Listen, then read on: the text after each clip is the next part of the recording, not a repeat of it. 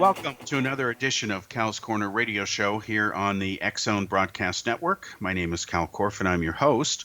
And the executive producer of the show is, once again, the one and only Rob McConnell. Now, folks, as I've mentioned probably in almost every episode of Cal's Corner Radio, we cover everything from politics to the paranormal, which is almost an infinite variety of subjects. Today, we're going to cover several different ones across the map.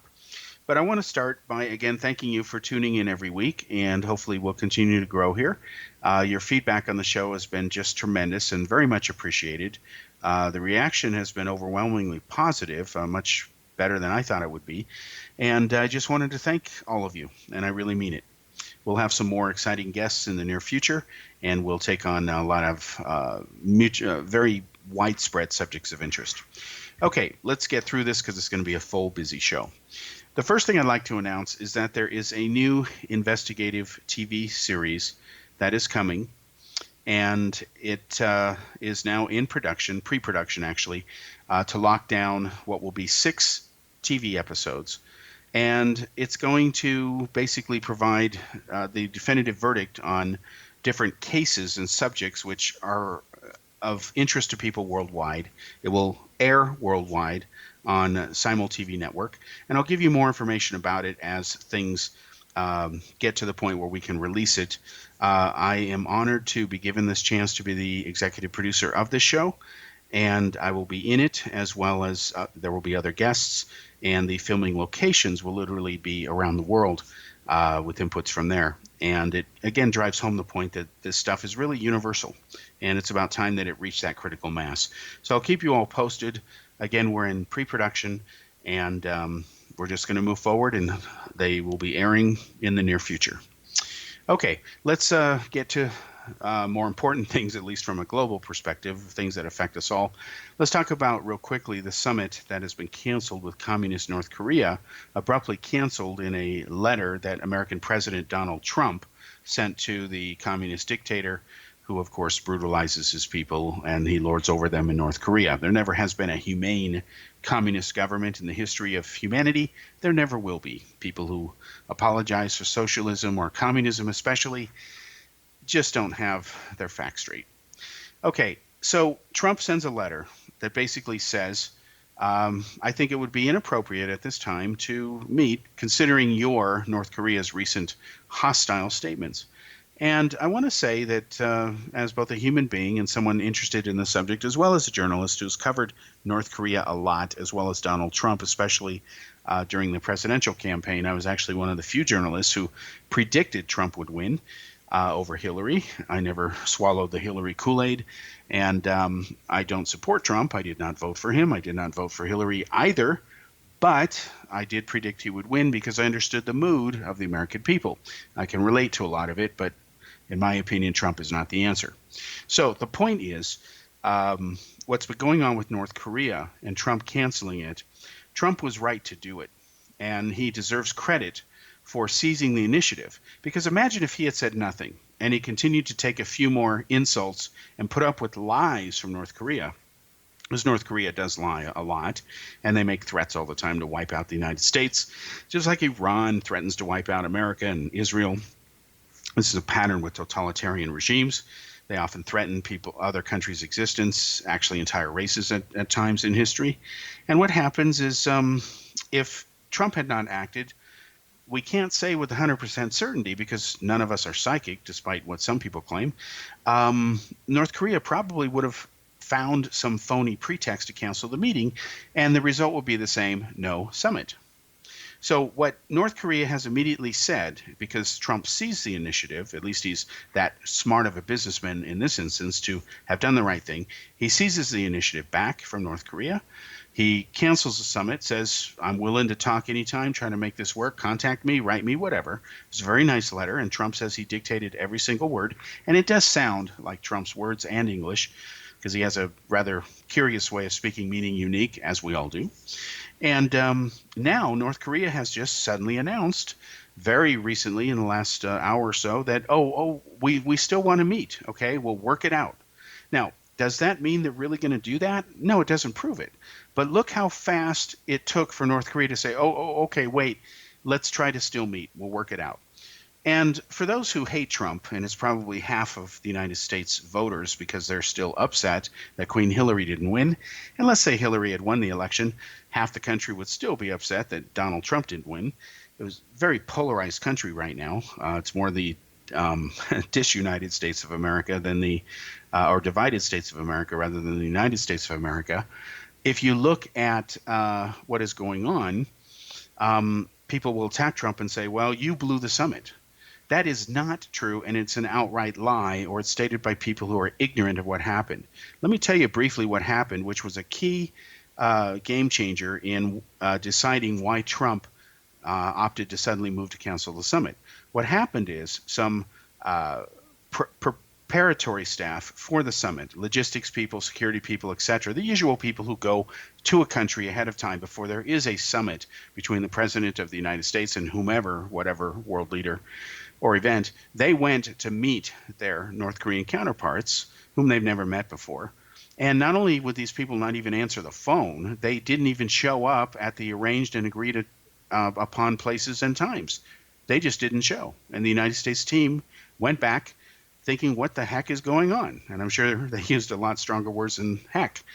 So it was that instant that said, they're not being straight with people. And they decided to cancel the summit, especially when these antics were followed by this ridiculous rhetoric protesting the upcoming military operations and joint field operations with South Korea that the United States has on an annual basis. North Korea is saying that violates the spirit of the summit. No, it doesn't. North Korea has known that these things happen, these war exercises, every single year. North Korea conducts their equivalent minimum of the same things. And so it was just games. Trump saw through it. He sees the initiative. He says, I don't think it's a good time at this time, nor is it in the interests of either party, meaning North Korea or the U.S., to meet at the summit. He's right to put it that way. He didn't close the door entirely, but he said, until you stop the game, I ain't playing. I'm not going to play a game. So North Korea has said, okay, we'll work it out. We remain committed to peace. We remain committed to the denuclearization of the Korean Peninsula. Well, that would mean that North Korea, by any sane definition, would have to give up its nuclear weapons.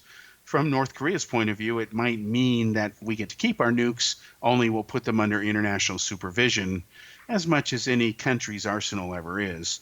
And there's debates about that as well. To assume that we know exactly the location of all the nuclear missiles from China and Russia or Pakistan or India would be, very naive and actually foolish. So that's what's going on with North Korea. And it's actually a step forward because at the end of the day, regardless of what you think of Trump, and the issue is independent of Trump, North Korea needs this agreement more than the rest of the world does, because if Trump wanted to, he could just let them twist in the wind and North Korea would permanently become China's problem. And China would rather have North Korea continue to act as a useful idiot type country or a sock puppet to do its dirty deeds. We must remember that there were two abrupt, impromptu, secret meetings between the leader of North Korea and communist China. The leader of North Korea flew twice to meet the Chinese leader, of course, and they met and talked in secret before North Korea started meeting with key officials in South Korea as well as the United States. And of course, North Korea is working in cahoots with communist China on whatever it is they're going to eventually do, whether it's get rid of the nukes or go back to being a brazen belligerent. North Korea supposedly has finally destroyed its nuclear bomb test site facility. The only problem is that they broke their promise to do it in front of a global audience, which included scientists and inspectors. Instead, you have to kind of take their word for it and look at their video footage of things being blown up.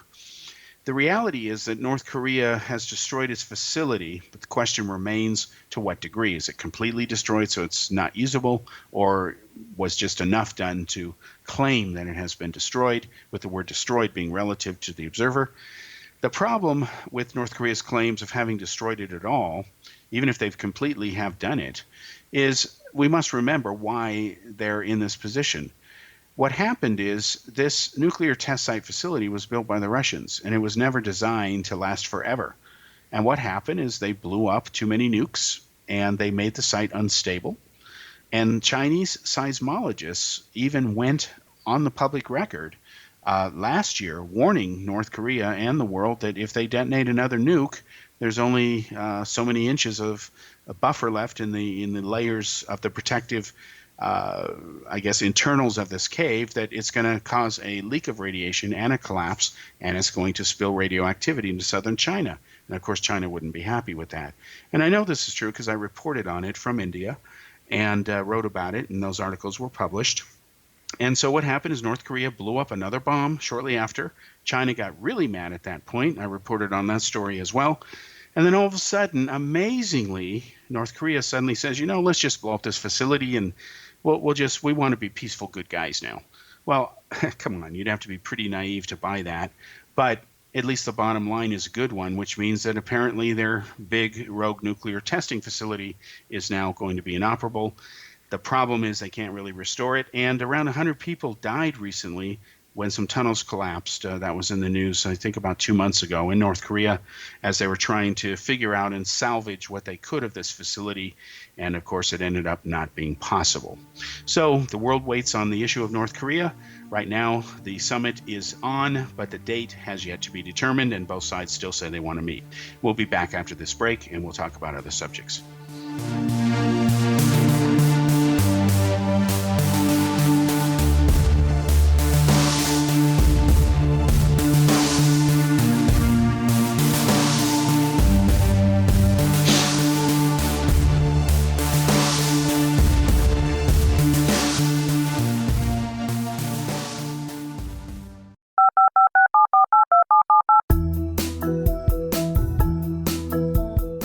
Did you know that when you're on the road with limited data or Wi-Fi, you can still listen to the X-Zone Radio Show with Rob McConnell, The Science of Magic with Gwilda Wiyaka, X-1, Dimension X, Space Patrol, and every minute of the X-Zone Broadcast Network by calling 213-401-0080, courtesy of Audio Now.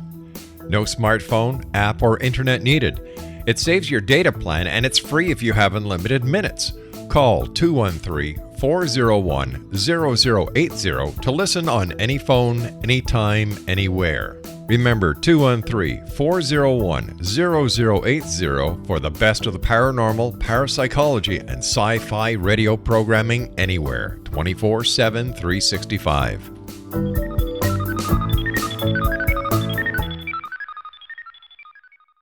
You have heard of the X-Zone? Now watch it on Simul TV. Plus 500 video games, live TV channels, free video on demand, worldwide, and more. Does this sound like tomorrow's television? Well, it is, but you can have it today, right now. It is Simul TV. Simul TV offers what the others only wish they could provide. 15 exclusive channels like X-Zone, sci-fi, and horror. We are worldwide. No other provider offers that. 500 built-in video games. No need to have an extra expensive system. We have them included. Free video on demand. Live streaming events from around the world.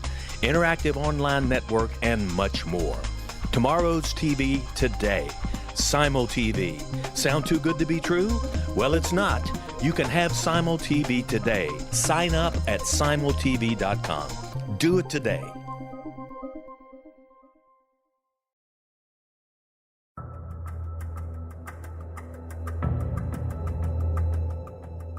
Modern Esoteric, Beyond Our Senses by Brad Olson, consummates the lifeology story about where humanity originates. It is the lost continents, the primitive wisdom, the mythos of creation, and the rethinking of ancient history as we are taught in academia. There is much more to the story than what we have been told. As this is the first book in the Esoteric series, Modern Esoteric starts at the beginning of time and accelerates up to this modern age.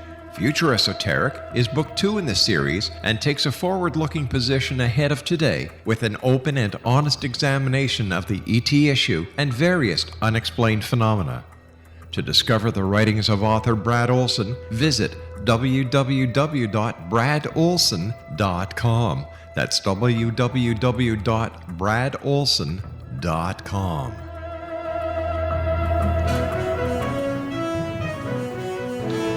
Welcome back to the Cal's Corner radio show here on the X Zone Broadcast Network. My name is Kal Korff, and I'm your host, and the executive producer of the show is Rob McConnell.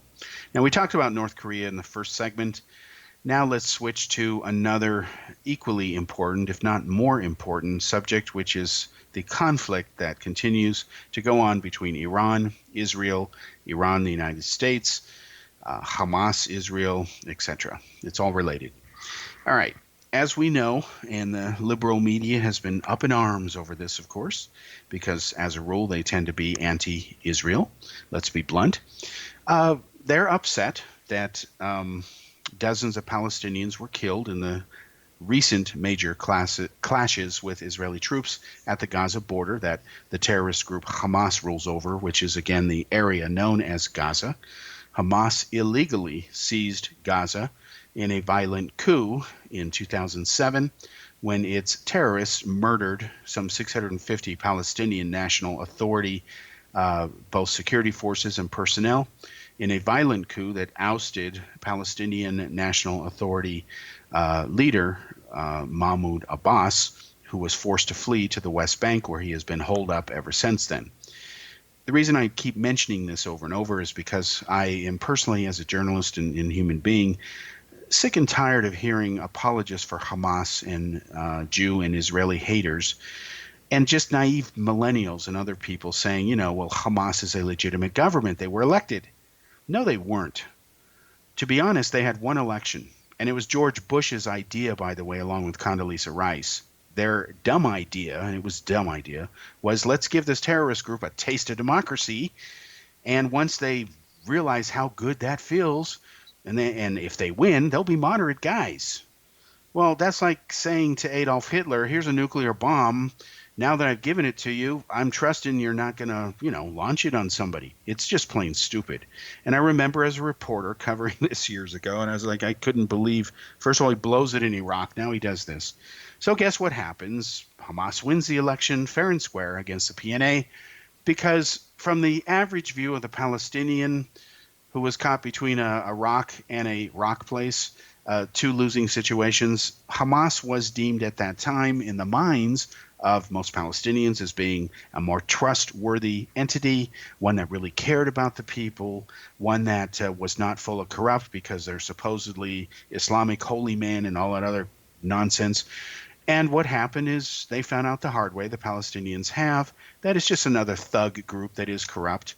And so what happened is after Arafat died and Abbas and the PNA were weakened because Abbas was not Arafat, Hamas exploited that opportunity, staged their violent coup, overthrew the government, has refused to allow free and fair elections since that time, has lied about forming a unity government, refuses to recognize the existence of Israel, says that Palestine must never have any Jews. Imagine if Israel had said that Israel must never have any Palestinians, even though over 1 million of them live in Israel. The world would be outraged and would condemn Israel for that view, and they would be right to do so. But nobody condemns Hamas for doing it, at least at a level that matters, including the mainstream media. And the mainstream media no longer describes Hamas as a terrorist group. I mean, they may mention it here and there, but instead of saying the terrorist group Hamas, which is the accurate 100% way to describe this entity, same with the terrorist group Islamic State, the terrorist group Al-Qaeda, the Nazi Party of Germany, again, there's nothing wrong or politically incorrect with telling the truth like that. In fact, one of the things that bothers me as a human being and journalist today is I'm old school. I don't believe in being politically correct or blunt. I think it's another way of being phony. And if you tell the truth, even if you don't like that truth, you're not being politically incorrect. You're being correct. It's politically incorrect to lie or skirt around the issue. And yet in today's world, it's just opposite. It's like black is white and white is purple. It makes no sense. But yet this is the way the country and the world seems to be going. And social media isn't helping this, meaning the misuse of social media. So what happened is a few days ago, there were depending on the reports, there were dozens again of Palestinians that were killed. And it was called a massacre by the media. And you can Google this. There are many descriptions of saying it's a massacre. The Israeli forces just mowed down these innocent people. Well, that wasn't true. It turns out that around 50 of the people killed, hello, Hamas has admitted were terrorists, were their own militant operatives. And then 3 of the people killed, who had nothing to do with Hamas, were considered and recognized officially by another terrorist group, a buddy of Hamas's, Palestinian Islamic Jihad, PIJ. They said they lost 3 of their martyrs, and they admitted they were militants too, which means terrorists. So if you have 53 people dead out of supposedly around 64, and 53 of the 64, if we want to use those numbers, are terrorists, where's the massacre? Hello? No, there's no massacre. In fact, I'm sorry that Israel got only 53 terrorists. I wish they'd gotten 5,300. That would be the end of Hamas. Because as far as I'm concerned, and I think one can logically argue, Hamas has no more right to exist than Al-Qaeda does or the Islamic State. Why should one terrorist group be allowed to exist, especially when it's not even put into power by the people it claims to represent? Why should it be allowed to exist while the Islamic State is being exterminated, or Al-Qaeda? What the hell are we smoking when we have this double standard? Well, it's wrong, and it's not going to solve the problem. It's only going to make it worse, okay? So the latest coverage on this has been a disaster. The mainstream media, the usual jokers on the left, are saying this was a massacre. The fact they were terrorists who were killed, admitted by Palestinian Islamic Jihad to be terrorists, as well as Hamas, who lost apparently 50 of their so-called martyrs. Why shouldn't we be throwing a party or declaring a holiday? It's a good day at the office when you eliminate one terrorist, let alone 50. Now, we must remember that Hamas and these other groups will say they are resistance fighters. They are freedom fighters. And I have heard from so many young people, as well as liberals and Democrats and left-wingers, that freedom fighters are terrorists in the eyes of one person, and one man's terrorist is another man's freedom fighter, blah, blah, blah. That argument has never been true. Again, I wrote about this many years ago because it is such a lie that it's like claiming the world is flat. No, it's not. It never has been. So the point is, terrorism, by its universal definition, is the deliberate, systematic targeting of innocent people for the purposes of political or social change. That's it. I'm going to blow up this restaurant and kill a bunch of innocent people, and maybe I'll scare the government into giving me what I want. That's terrorism. I'm going to terrorize people. Same word. Now, freedom fighters don't target innocent people. Instead, if they have a beef with the government, they target government facilities, military troops, the police, government officials. They don't make a point to target innocent people, men, women, and children. That's the difference between a freedom fighter and a terrorist.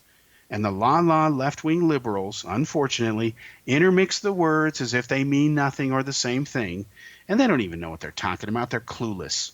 And to see this repeated on main networks and in major publications, this includes everything from MSNBC to CNN to New York Times, it is disgraceful. And, you know, I don't profess to be an expert on this stuff. I've never said Kal Korff expert on whatever. But I figure if I know at least this much, then people who really are experts about this, people who have much deeper, more accomplished pedigree than I do as a journalist, if they aren't understanding this, and I do, there's no excuse. And I'm saying this not from an egotistical standpoint. I'm saying it from the heart here. Because one of the reasons I got into this subject is because I got frustrated by the loopy la craziness that has happened ever since around the millennium. And it was bad enough that it started off with a bunch of New Age stuff where a certain segment of the people believed the earth was going to end. You may remember the Heaven's Gate cult and things like that. Well, Dr. Paul Kurtz and I, the late Dr. Paul Kurtz, a wonderful, incredible man, and I were warning the media that there were people who were going to kill themselves because historically this has happened every 100 years. It's called millennial madness, or at the end of the century, people believe the world's ending or Jesus is going to come back or whatever. And they lose it and kill themselves. And the media just didn't care about the subject, thought it was ridiculous. And then Heaven's Gate cult suicide occurred. And then all of a sudden, MSNBC is featuring Kurtz and I and did in a piece. And suddenly we could do no wrong because our prediction was right. Well, the same happened with terrorism. It was obvious to me, living in Seattle at the time in the U.S., that Al-Qaeda was going to be the next big thing as the year 2000 kicked in, because I was downtown in Seattle on December 31st, 1999, trying to enjoy New Year's Eve, and they had shut down the Space Needle. Well, they shut down the Space Needle because a terrorist was captured coming in through Canada. He had explosives in his car. He ran and was apprehended. He was affiliated with Al-Qaeda. He didn't get direct orders from Osama bin Laden. And he was going to go try to blow up either the Space Needle or drive all the way down to Los Angeles and blow up something at the airport there. So as a precaution, what happened was they shut down the Space Needle and the country was put on alert. And I remember that thinking, boy, this is really a lousy way to spend my one and only millennium I'll ever experience. But I was smart enough to realize, having followed the subject for a bit, that this is the next gravest threat to the existence of the human race, which are these rogue nations emerging with non-state actors, terrorists. And I understood what terrorism was. So we'll be back after this commercial break, and we'll continue here on Kal's Corner Radio.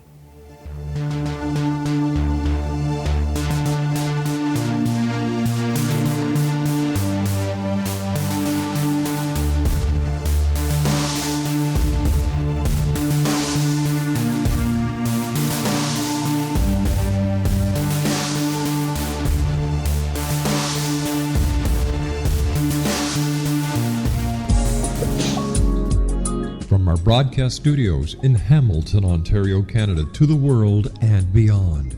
You're watching the X-Zone Broadcast Network, www.xzbn.net.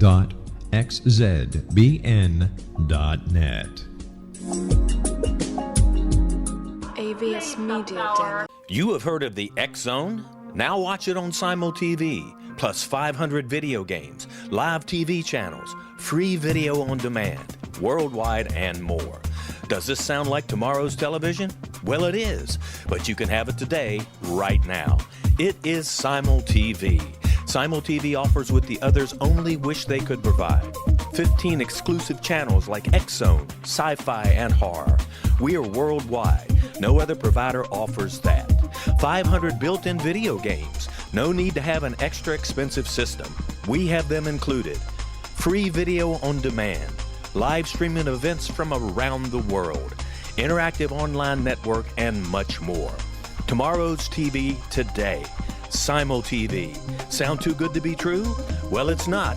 You can have Simul TV today. Sign up at simultv.com. Do it today.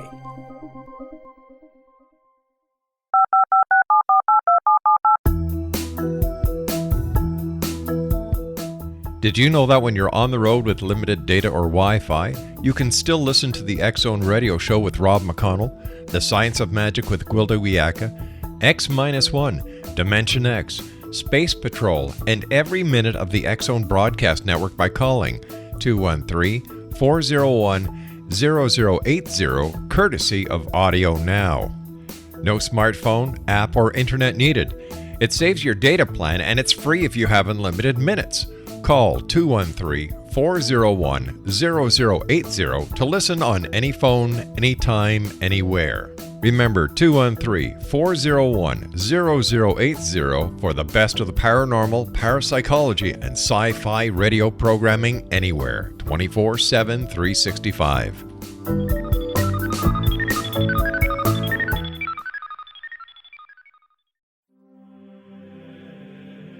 Rob McConnell here, presenting an overview for Nicholas Paul Jennings, author of a fascinating book, Amen.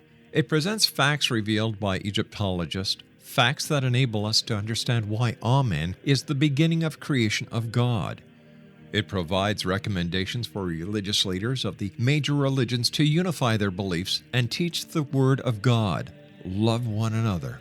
Amen informs people how mankind conceived God. It was the Egyptians that developed the concepts of a soul, a hereafter, and Son of God. And finally, after the worship of many gods, They conceived the belief in one universal God, the maker of all there is. For more information, visit www.futureofgodamen.com. That's www.futureofgodamen.com.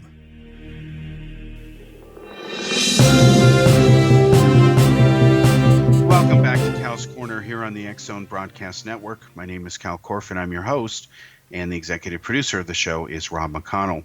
This is segment 3. So let's get back to what we were talking about.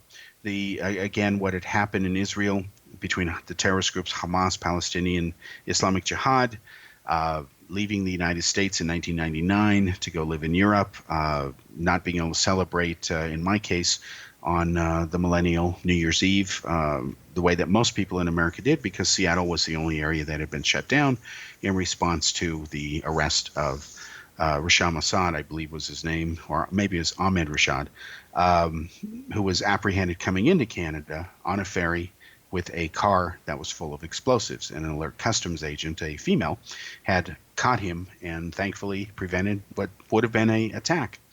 So as I went to Europe, was really involved in the subject, there were some terrorist incidents that occurred here and there. It wasn't like it was years later with the Islamic State making a point to target France and Germany. Al-Qaeda's interest wasn't so much in that as it was more the United States trying to survive in Afghanistan secretly, as well as fleeing across the border into Pakistan. But there were some incidents there. There was a attack on a train in Spain where the Spanish government, after that attack that killed many people, caved and essentially agreed to pull out their troops from Iraq and just cut their involvement in the so-called war against terrorism. And of course, the government pretty much collapsed over that and had to go through a re-election and all that. It was a cowardly thing to do, to cave into terrorism, but Spain has never been known to be tough against terrorists consistently, and same with France at that time. We have to remember that at that time, France was under the leadership of the corrupt former president, Jacques Chirac. And he was a buddy of Saddam Hussein. In fact, he made millions of dollars and billions of dollars for French industrialists, who, of course, were his financiers, because Saddam Hussein made sure, and France made sure, and Chirac made sure, having personally brokered a lot of these deals, that France was one of Iraq's key arms supplier. In fact, Jacques Chirac was so two-faced, let's put it politely, that what he did is he made sure that he sold Saddam Hussein a nuclear reactor. It was called Osirak. And what happened is Israel objected and said, look, he's going to make a nuclear bomb. Don't do this. Mossad unleashed secret operations that killed top Iraqi nuclear scientists who were actually, believe it or not, one of them was killed after being with a prostitute in France. Mossad would follow these guys in France. They'd kill them, the way their hit teams do. And what would happen is Chirac's guys would get upset and do something against Israel in retaliation. When the reactor was ready to go to Iraq, it was stored in a warehouse to be put on a ship.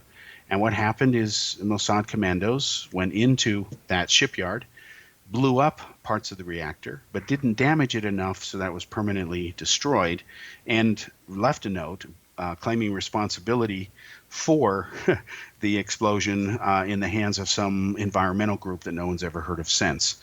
And what happened is Chirac felt personally insulted by that attack and decided that what he would do is cover the cost of repairing the reactor core free, not charge Saddam Hussein, and then still ship the reactor to him.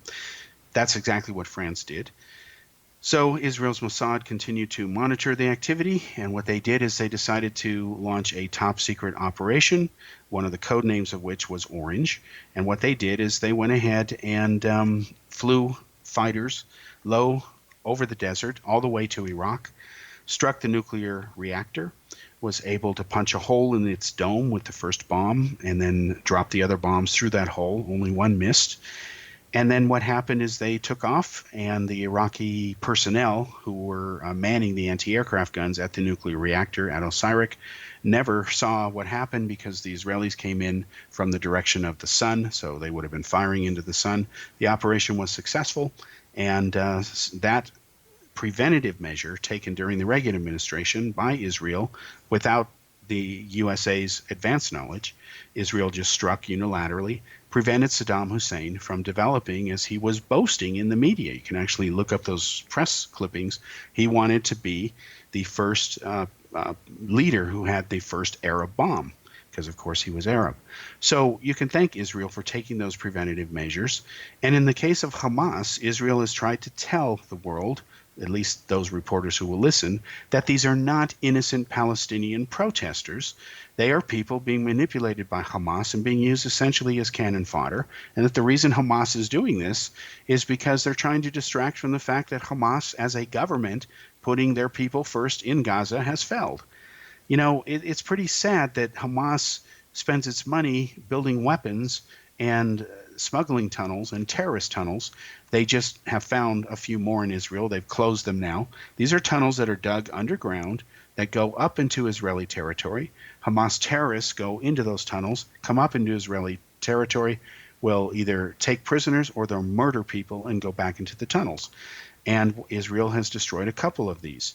They've destroyed terrorists on the first day of these protests who were part of the tunnel digging militant group of Hamas. Now, again, peaceful, innocent protesters don't do this. They don't throw Molotov cocktails. They don't even throw stones at you. I've actually engaged some people on social media who have told me, especially Muslims, that, hey, this is not fair. Israel has guns and we only have stones. Well, the fact you have a stone in the first place is a problem. You know, think through the logic here. If you pick a stone up and you come up to a police officer and you say, "Officer, look at me," and you throw your arm back as if you're going to throw that stone at the officer, whether you do or not, what do you think that officer's going to do? Do you think he's just going to wait and say, "Go ahead"? No. What he's going to do the moment he knows you're trying to hurt him is he's going to try to defend himself. And that may mean even killing you because he doesn't know what you're going to do other than you are threatening him and trying to harm him. I support the principle of the U.S. law called stand your ground. If someone comes to you within, say, 20, 21 feet with a knife, you have a right to stand your ground and defend yourself. If you're armed or whatever, you have a right of self-defense in most U.S. states. In some European countries, and especially in other countries around the world, you absolutely don't. It's ridiculous, and it gets a lot of people killed. Look at the amazing, incredibly high number of people in Great Britain who get stabbed because nobody has any weapons except the bad guys, it seems, over there. So what happens is, in the case of Israel and Hamas, Israel's both defensive and proactive. They told people ahead of time, these are not innocent protesters. And now there are videos you can actually see on YouTube of Palestinians who have worked with Hamas, and they admit that, yeah, what Hamas does is they get a bunch of buses together. They tell the people days ahead of time that you have to go to this area. We're going to bus you to protest. They seek out women and children, make a point to put these people first in harm's way, telling the Palestinians, don't worry, the Jews won't shoot children and women. Yet out the other side of their mouth, they'll say, look at the Israeli IDF is massacres of killers of women and children. So they're trying to have it both ways. And that basically they pay them money to just cause problems for Israel. And so this is not how peaceful protest operates. The way the Palestinians can easily solve their problem is if they just let go of hatred. As famed former Israeli Prime Minister Golda Meir once said, essentially, according to reports, that basically the moment if the day ever comes that the Palestinians love their children more than they hate Jews, then we'll have peace in the world. And whether she actually used those exact words or not, she's purported to have basically said that, it's still a valid point. It doesn't matter who said those words, because we have to remember that, let's say today Hamas said, okay, we're not going to be a terrorist group anymore. We're going to be just like the Boy Scouts. Oh, I'm sorry. We can't say Boy Scouts. We can only say the Scouts now because we have to be politically correct. And anyway, I don't even want to go there, but here we go. So, and then let's say the PNA says, Abbas says, I'm going to stop denying the Holocaust. I want to be like Boy Scouts too and, join Hamas and we'll negotiate for peace. Well, who actually speaks for the Palestinians? There's two Palestines now. There's one in Gaza, ruled by Hamas, illegally. Then there's one illegally ruled by the PNA. So is there a single spokesman for Hamas? or the Palestinians. It depends on who you ask. Abbas says he speaks for all of them. Hamas didn't get the memo. So how can you have peace when you don't even have a single entity to try to make peace with? And then you have a division, clear division, in how the leader of the different two Palestinian factions view things. Hamas says, no, Israel does not have a right to exist. We won't negotiate. Every inch of Palestine belongs to us. In fact, they're such liars, they even say that Gaza is occupied territory. Israel pulled out of Gaza years ago, many years ago. I think it was something like 14 different settlements and everything were uprooted. They even pulled out of areas beyond Gaza. So Israel's not there. They said, it's not worth it. We're out of here. And they let Hamas just twist in the wind, and Hamas has run itself into the ground ever since then. And it continues to do so. And then, of course, they lie again, saying there's this big boycott going on. You know, Israel has essentially blockaded Gaza. Yes and no. A blockade means you cut things off, you keep things from coming in and out. But that's not what Israel really does. What Israel does is make sure that only certain things come in. Things that are not allowed to come in are what Hamas has been repeatedly busted for: smuggling, even drugs, weapons, especially missiles. That stuff's not allowed. And now Israel rightfully is not allowing tires temporarily, because what did the Palestinians do? They set tens of thousands of them on fire, harming the atmosphere for everyone, including Palestinian children. That's how, self-destructive they are, to use a mild example. So what Egypt did, as well as Israel, is they worked together in corralling off Gaza, and they control what goes in and out of that country, making sure that Hamas doesn't play games, Iran is not sending in weapons, etc. That is not the same thing as a blockade. That is not the same thing as trying to choke something off. That's, again, lies by Hamas. We'll be back after this break.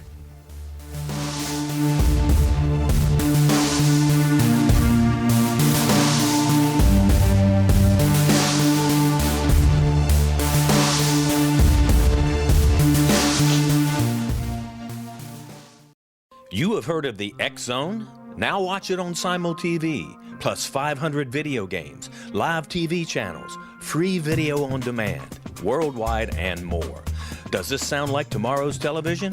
Well, it is, but you can have it today, right now. It is Simul TV. Simul TV offers what the others only wish they could provide. 15 exclusive channels like X Zone, sci-fi, and horror. We are worldwide. No other provider offers that. 500 built-in video games. No need to have an extra expensive system. We have them included. Free video on demand. Live streaming events from around the world. Interactive online network, and much more. Tomorrow's TV today. Simul TV. Sound too good to be true? Well, it's not. You can have Simul TV today. Sign up at simultv.com. Do it today. The new nonfiction book, Razor of Madness, is similar to cult movies like Clockwork Orange, Dragon's Tattoo, or The Other Side of Hell. Wayne Morin Jr. and Thomas Lee Howe will expose widespread and systematic deficiencies in this thought-provoking tell-all novel. Mind control rages among scholars in law schools. Human rights are ignored while thought reform and mental manipulation are accepted practices used as behavior modification. Dr. Louis Jolyon West comes to mind. Media and public scrutiny shows that United States mental hospitals are in fact destructive murder industries. Razor of Madness expose novel details this epidemic through an in-depth professional and personal investigation. For decades, there has been a revolving door policy that still releases killers and pedophiles back into society. The maestro of mind control continues to haunt America to this very day. Razor of Madness is available in paperback or as a downloadable ebook at Amazon.com. I'm William S. Peckham. If you enjoy a good mystery with a touch of the paranormal, then you'll love my novel, From Out of the Woodwork. It's the story of a young Toronto contractor, Sean Kennedy, who buys derelict homes, guts them, and turns them into multifamily dwellings. Slums just waiting to happen. When Sean buys 29 Livery Lane, the house fights back. Former owners unexpectedly come out of the woodwork as he starts the destruction. The apparitions come to him when he touches old books, reads hidden letters, rummages through old boxes. finds a locket or reads a discovered manuscript of a murder mystery. From Out of the Woodwork will take you from 1899 to the horror of the World Trade Center, September 11, 2001. Check out From Out of the Woodwork on my website, www.williamspeckham.com.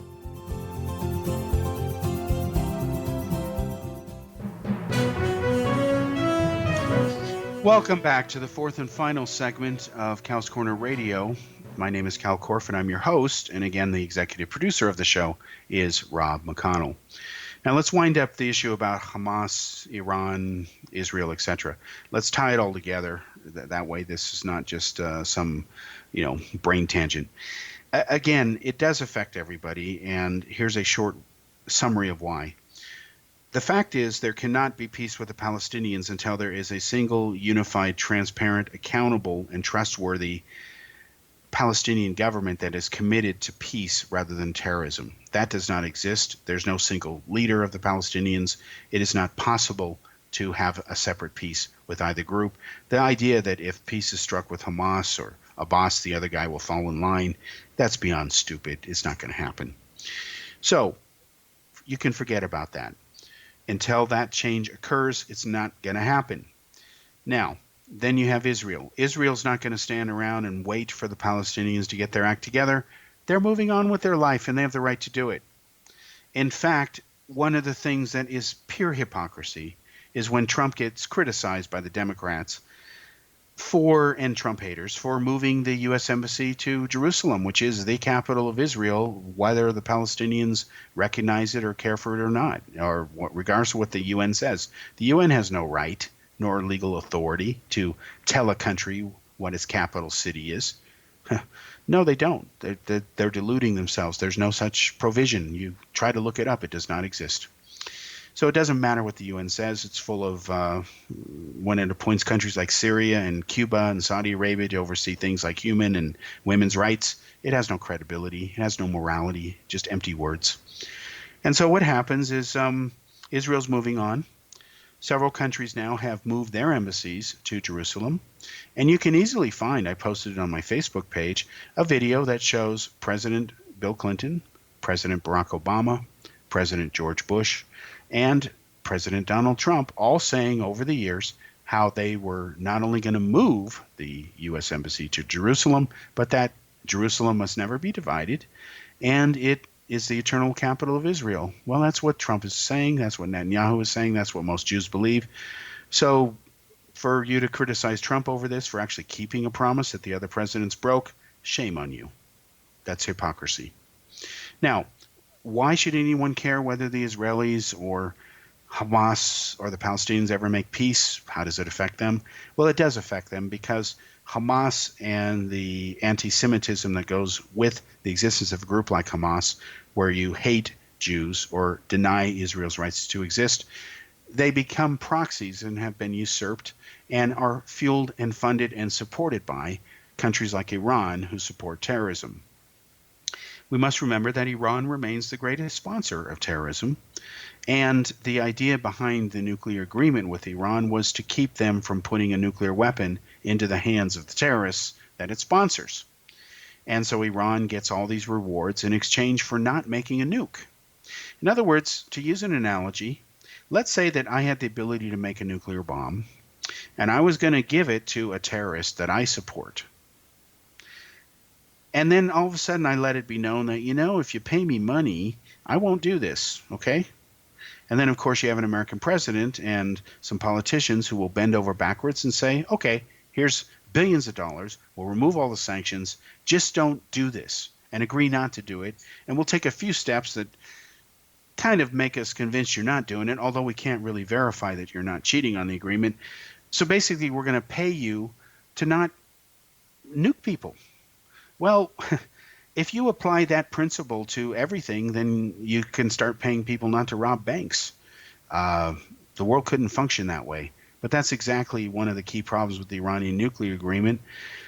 I want negotiations so that the agreement is improved so that Iran can never make a nuclear bomb rather than just delay the time to when they can break out and make one in a short period of time.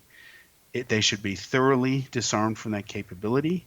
That is what a real agreement like this is supposed to guarantee. So I don't blame Trump for canceling the agreement.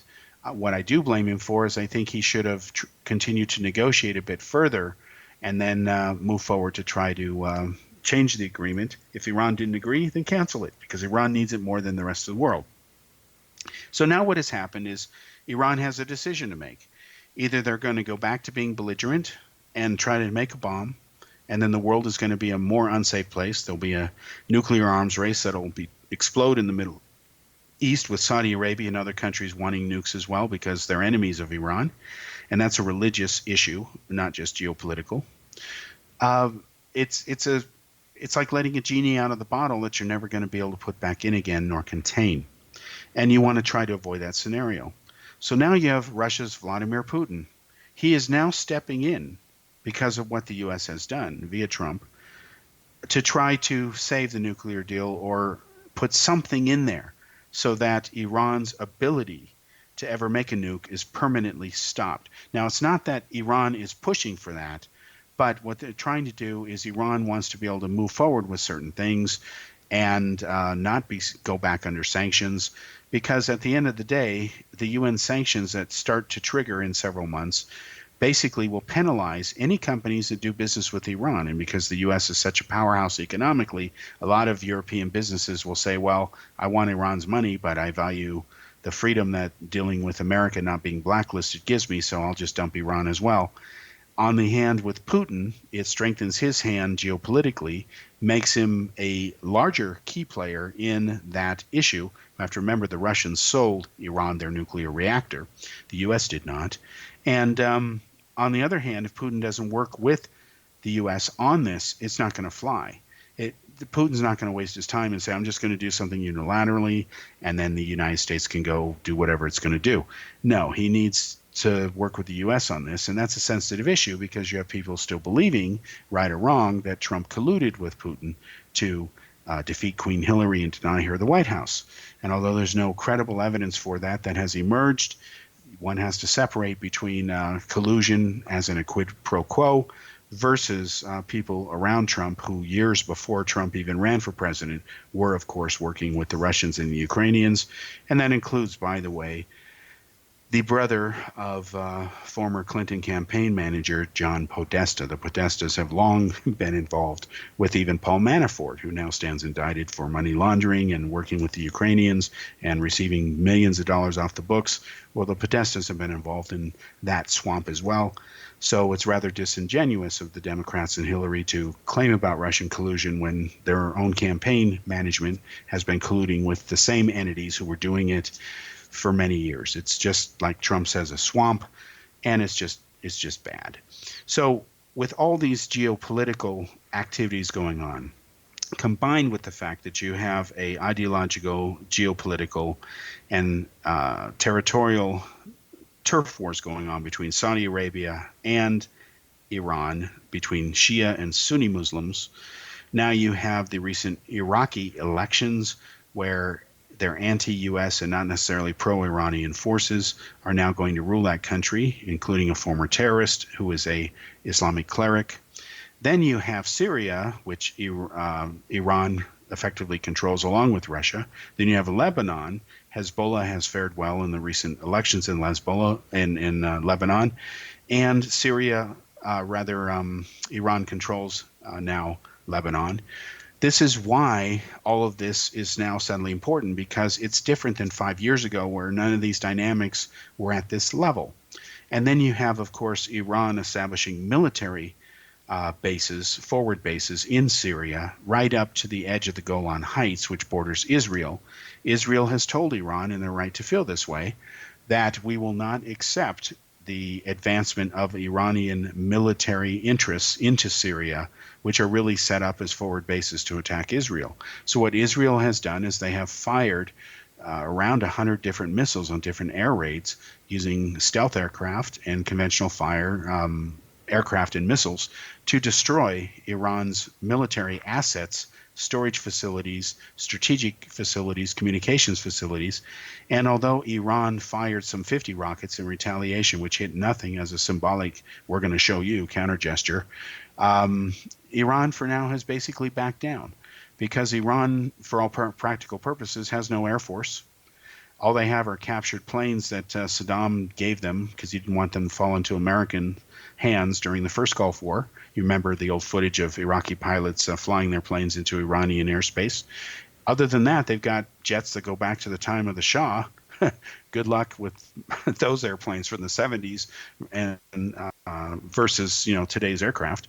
And so what happens is Israel has defended itself. They've gone on the offensive, which Israel has been known to do, and commendably so. And Iran has so far backed down. Now, does that mean Iran is down and out? They're changing their ways. They're never going to strike back? Absolutely not. What Iran is doing is carefully weighing in their options, because the Iranians are very much like the Chinese. They do think, or try to at least, generations ahead. They don't run their country only one quarter at a time like the U.S. does. So this is why all of this is important, and why the issue of the Palestinians, Iran supporting Hamas, because all of this is ultimately interlinked. This is why it has the potential to affect the entire planet. That's why the Middle East is called the most volatile region on Earth, because it absolutely is. And now the stakes are even bigger, because now all parties are back to the negotiating table to try to see if they can make the Iranian agreement even better, although Iran hates this. And then you have the issue of North Korea. It's not a identical issue on the same scale, but because you have communist China involved in both Pakistan and whatever happens in North Korea, it also is a regional or game changer as well, especially as China has begun to militarize the South Chinese Sea and its artificial islands by putting missiles on them, and of course now landing strips and bombers and fighter aircraft. They're able to punish the U.S. quickly or its enemies should hostilities break out. Okay, thanks for joining us on this episode of Cal's Corner Radio. We'll be back next week with another episode. Thank you.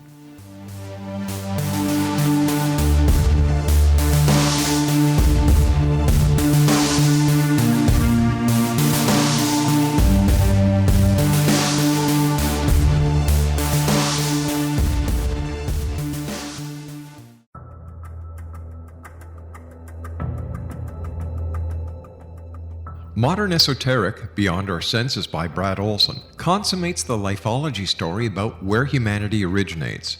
It is the lost continents, the primitive wisdom, the mythos of creation, and the rethinking of ancient history as we are taught in academia.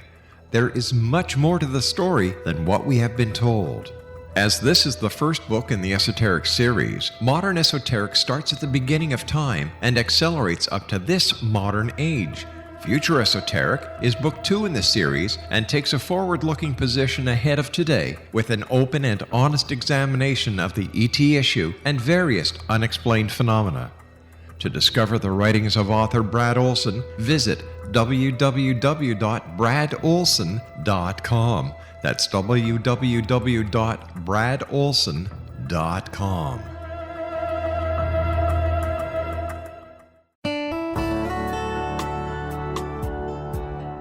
Are you or is someone you know struggling with addictions, depression, anxiety, relationships, low self-esteem, lack of confidence, grief, success, and prosperity? Do you know that your subconscious belief plays a big role in the outcome of your hard work? We can help you permanently change the beliefs that may be the reason for your struggles and failures. We care about getting you the return on your investment and the results you are looking for. We can help you be free of the limitations of your past and in realizing your highest potential. We work with people by phone and Skype. For more information, visit us at www.ritasoman.com. That's www.ritasoman.com.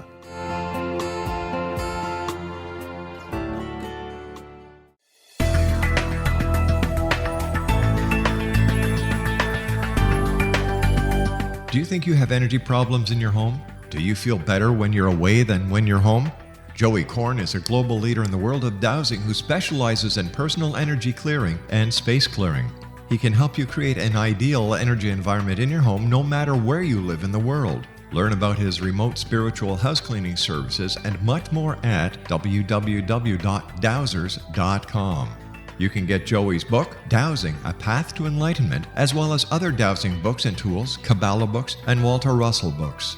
Joey's work is really amazing. Go to dowsers.com right now. That's DOWSERS.com, or call 1-877-DOWSING. That's 1-877-369-7464.